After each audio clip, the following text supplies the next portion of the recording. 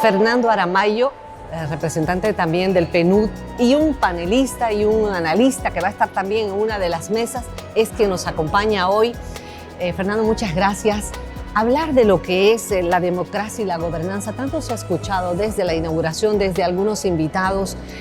¿Dónde aterrizamos? ¿Qué es importante que debemos sacar primero al decir, ok, vamos a hablar de la democracia y vamos a hablar de la gobernanza en nuestro país? ¿Cómo puntualizamos? Bueno, muchas gracias por la entrevista. Sin duda hemos tenido un tiempo de virulencia reciente que no debería nublar nuestra perspectiva histórica en sentido de recuperar cuáles han sido los hitos que nos han llevado a vivir el momento actual. ¿Por qué planteo esto? Porque naturalmente el país, su sociedad, los ciclos que ha enfrentado el ejercicio del poder político van describiendo diferentes momentos en la configuración de los sentidos y contenidos de nuestra democracia. Un punto de inflexión clave fue sin duda el proceso constituyente. Y a más de 15 años de haberse iniciado un punto de inflexión en la vida política de este país, es tiempo de hacer un alto, tomar todos estos elementos y estas pinceladas que acabo de plantear y preguntarnos cuál es el sentido de la democracia hacia adelante. Y naturalmente es ineludible hablar de gobernanza y gobernabilidad. No voy a entrar en la discusión conceptual de si es más completo, más abarcante el concepto de gobernabilidad o gobernanza. Lo que creo que esto debe señalizar es que nos hemos dado cuenta que estos acuerdos de una institucionalidad política formal no son suficientes en el país. Hemos visto que, al igual que en otros contextos, la impronta de la ciudadanía en un país que tiene un bono demográfico fundamental, en un país que ha consolidado las calles como un espacio de gestión, de decisión y de incidencia en la política y en la gestión de la política pública, plantea la necesidad de recuperar también una reflexión sobre cómo se construyen estos acuerdos.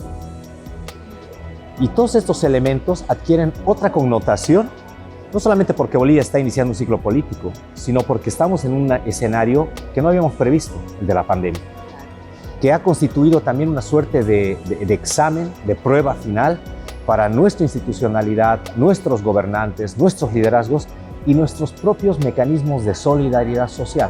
Por eso es tan importante ahora hablar de temas como cohesión social, de vulnerabilidades, de desarrollo económico, que nos están planteando precisamente retomar esta discusión en este momento actual. ¿Cuál es el sentido de la democracia y cuál es el modelo de gobernanza efectivo para poder atender estos temas de la agenda de desarrollo? Si vamos un poco hacia atrás, tenemos los antecedentes de lo sucedido en el 2019, donde vemos muy bien, y eso seguramente en otras mesas lo van a debatir, como el tema de la territorialización, los movimientos en cada región, ¿no? Y ahí es donde nos da una luz, donde nos dice, bueno, algo está sucediendo aquí, tiene que haber un cambio, porque no por nada suceden las cosas. Y más bien, como decía el mismo presidente del órgano, de toda crisis, de toda situación negativa hay que sacar lo mejor para crecer, para cambiar, ¿no?, lo que se necesita. Entonces, esta mesa específica de democracia y gobernanza tiene a personas que tienen mucho conocimiento, tienen un pensamiento más abierto de repente de lo que muchos otros pueden tener, ven mucho más allá para beneficio de los resultados que estamos buscando. Ahora, ¿cómo partimos de ese lugar, de ese entonces, 2019, cuando nos da una señal de que hay algo que hay que cambiar? No vamos a dar la razón a uno a otro, pero hay algo que hay que cambiar porque algo está sucediendo. ¿Partimos de ahí? ¿Partimos de mucho antes? ¿O estamos por buen camino de repente? Sin duda hay que partir de mucho antes. Es decir, 2019 es la resultante de un proceso de acumulación, de diferentes momentos coyunturales y de hitos en nuestra historia reciente, ¿no? ¿Y por qué digo momentos coyunturales? Porque son momentos de conflictividad que no fueron gestionados de forma constructiva, transformadora, y que fueron acumulando una energía social que tenía que expresarse de alguna manera. Lo que ha pasado en 2019 nos debe llevar a un sinfín de reflexiones. El rol de los medios, la participación de la población, de la ciudadanía, de la juventud a través de las redes sociales. Una juventud que se pensaba adormilada, concentrada en estas nuevas formas de expresión que desvían a veces la atención aparentemente de lo importante, pero nos han demostrado lo contrario, de un sistema de poder político, y hablo de todos los actores en general, que parecía que se habían alejado de esa cotidianeidad y que estaban enfrascados en una lucha que parecía más bien distante de lo que la gente quería en su agenda cotidiana. Nos permite hablar del desconocimiento que tenemos todas y todos muchas veces del funcionamiento de nuestras instituciones y de lo fácil que es desacreditarlas y generarnos desconfianza al punto tal de ir a por ellas. Nos habla también de un elemento fundamental y es la necesidad permanente de trabajar en torno al diálogo, la concertación y la renovación de acuerdos entre los actores, y acuerdos formales y tácitos, entre actores formales e informales, para dar legitimidad a lo que hacemos. Este es un país profundamente participativo y este tema que tocas es fundamental. Las particularidades territoriales y regionales hacen que debamos entender que ya no se define desde lo nacional la agenda de lo territorial. Las autonomías, las reivindicaciones que se plantean en las marchas de 2000 que dieron paso a la nueva constitución política del Estado son elementos que pareciera que en algún momento habíamos olvidado. Y es por eso que las regiones replantean su participación en la agenda de lo nacional y lo hacen de una manera insistente y en algún caso virulenta. A eso le podríamos añadir también que las mismas organizaciones e instituciones han sido muy cerradas, no han estado abiertas, por eso no se han dejado de repente o entender o decir lo que debían decir. Entonces, ante eso surge, ¿no? No me das información, no consigo algo o no me explicas, tengo que saber, tengo que gritar de alguna forma.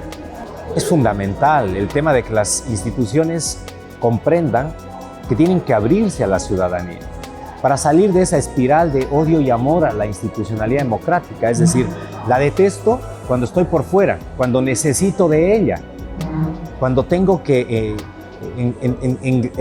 no sé, entramparme en un trámite, en una burocracia que a veces pareciera que hace que la institución me está respondiendo de favor a una demanda social y por lo tanto me veo obligada o obligado como individuo, como colectivo a veces a tensionar la relación con la institución y encontrar caminos tal vez que no son tan democráticos para que atienda mis demandas y mis expectativas. La otra tensión, estoy dentro de la institucionalidad pública y siento que es mía, que me pertenece, que debe responder a los intereses de mi grupo, de mi sector. Entonces, esta suerte de malentendido en la relación institución-sociedad, creo que es un elemento que nuestros gobernantes, nuestras autoridades en los niveles nacionales, departamentales, tienen que tener presente. Porque estas tensiones que hemos vivido en 2019, si las entendemos como un proceso de acumulación, nos van a plantear que es una agenda irresuelta. No es que hemos salido de la crisis completamente. Hemos encontrado un camino institucional, afortunadamente, resultante de la madurez política que tiene esta sociedad para entender que la vía democrática y del voto era una forma de recuperar convivencia pacífica. Pero eso no significa que la agenda de 2019 o los elementos que la condicionaron se hayan apaciguado o hayan sido resueltos o transformados en un sentido positivo. Esto es algo que nos está planteando precisamente a reflexionar ahora sobre la importancia de cuál es el sentido de la democracia y cuál es el modelo de gobernanza efectiva para atender esas agendas pendientes, esas acumulaciones que están generando disconformidad y que hoy se traducen en temas como un déficit de cohesión social, que según estudios del PNUD, con este término en 2020, nos muestran que 3 elementos explican el déficit de cohesión social en Bolivia. La desconfianza en la institucionalidad, con énfasis en el tema de justicia, la brecha educativa, con énfasis en el aspecto de acceso a tecnologías, y el crecimiento del mercado laboral informal. Economía, institucionalidad, educación y sociedad. Sí, tenemos mucho por trabajar. Partiendo de esos 3 puntos que daría para una charla muy larga aquí, pero nos enfocamos entonces al tema de las mesas. Vamos a tener los resultados en una primera instancia de este primer paso que damos, ¿no? Y que es muy importante, muy interesante, porque por algo hay que comenzar. Entonces, sé que tenemos a mucha gente especialista, a gente muy reconocida, quienes van a debatir durante estos días para sacar esos resultados importantes que de pronto para de aquí un par de años, digamos, qué bueno fue de repente hacer esto, qué bueno fue lo que nos sucedió, porque de todo lo negativo sacamos lo positivo, para dar un nuevo aire o ver de otra forma a nuestro país. Fernando, muchísimas gracias. Termino con esto. ¿Qué proyecciones ven ustedes como PNUD para Bolivia? ¿Cómo visualizan a Bolivia partiendo de todos estos cambios que estamos teniendo para los próximos años? Bueno, en principio muchas gracias por darnos este espacio. Bueno, entendemos que estamos en un momento en el que precisamente hay que definir a partir de este tipo de reflexiones y de discusiones plurales, abiertas, empáticas, cuáles son precisamente esos derroteros que el país enfrenta hacia adelante. Creemos que no es poco que el país haya salido de una crisis de forma pacífica, apostando por la institucionalidad democrática, habiendo resuelto en algún sentido algunas de sus diferencias en las urnas, habiendo entregado la confianza a un conjunto de gobernantes que se expresan ahora en nuestros niveles nacional, territoriales, a la configuración de poderes legislativos, que deberán ser quienes definan de forma concertada y recuperando la vocación del diálogo generativo, la construcción de una agenda prospectiva. Creemos que hay un déficit de este tipo de espacios, de diálogo, de intercambio, y también hay un déficit en cuanto a una mirada prospectiva. Lo que mencionas es fundamental. Lo que estamos haciendo ahora, ¿qué consecuencias están sembrando hacia adelante, para el futuro? Y ese es un elemento en el que nos encontramos concentrados en el PNUD. Creemos que nuestro aporte tiene que venir de la mano de propiciar estos espacios, de generar evidencia para darle contenido a la gestión de la política pública, de aprovechar el conocimiento que tenemos acumulado, no solamente en el país, sino en otros contextos, para poder también conocer desde otras latitudes cuáles podrían ser aportes a la construcción de esta agenda de largo plazo. Y entender que este escenario de la pandemia nos ha desafiado a enfrentar problemas irresueltos, pero también nos ha abierto grandes oportunidades hacia adelante. Entonces, deberíamos ver con esa perspectiva el futuro, desideologizar la necesidad de encontrar rutas que le permitan encontrar días mejores a la nueva normalidad, que no puede ser igual a la que vivíamos antes. No podemos seguir con desigualdad, con pobreza, no podemos seguir con discriminación, con condiciones laborales inadecuadas, con informalidad, etcétera, etcétera, etcétera. Totalmente de acuerdo. Una nueva realidad, en realidad, que vivimos a todo el mundo, y Bolivia no está exenta de esto. Y estos pasos que estamos dando, este encuentro nacional, este espacio que estamos creando, sin lugar a duda va a tener que tener resultados de los mejores para todos los bolivianos y beneficios de siempre. Muchas gracias. Encantado, un placer.